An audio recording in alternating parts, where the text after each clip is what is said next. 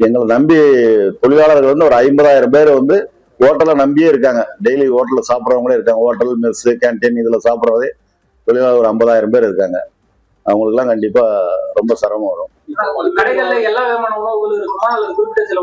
இல்ல, இந்த நிலைமை நீடிச்சா குறிப்பிட்ட சில உணவுகளை வச்சா பண்ண முடியும். சாப்பாடு கொடுக்க முடியாது, தோசை கொடுக்க முடியாது, பூரி கொடுக்க முடியாது, கிச்சடி, ரைஸ், இந்த மாதிரி ஏதாவது ஒரு குறிப்பிட்ட ஐட்டம் தான் கொடுக்க முடியும். எல்லா ஐட்டம் சமைக்கிறதுக்கு பார்த்தா எரிபொருள் இல்லாதனால கொடுக்கறதுக்கு ரொம்ப சிரமங்க. அதனால இருக்கிறத வச்சுதான் நாங்க பண்ண முடியும். ஆம்லேட் ஆஃப் ஆயில் கிடைக்காது. சைனீஸ் ஃப்ரைட் ரைஸ், சில்லி காளான், இந்த மாதிரி ஐட்டம்லாம் கிடைக்காதுங்க. அந்த மாதிரி கேஸ்ல தயார் பண்ற ஐட்டம் கிடைக்காது. ஃபுல் மீல்ஸ் கண்டிப்பா கிடைக்காது. எங்களுடைய இப்ப இருக்க ஸ்டாக்கு இந்த 2 நாளைக்கு பிரச்சனை இல்லை. அதன் பிறகு எப்படி சிலிண்டர் சப்ளை பண்ணாங்கன்னா பண்ண முடியும், இல்லைன்னா நாங்க அதுக்கு மாற்று ஏற்பாடா சில ஒரு குறிப்பிட்ட உணவை வச்சு பண்ண முடிஞ்சா பண்ணுவோம். கடை லீவ் விட வேண்டியதான், லீவ் விட்டுருவாங்க.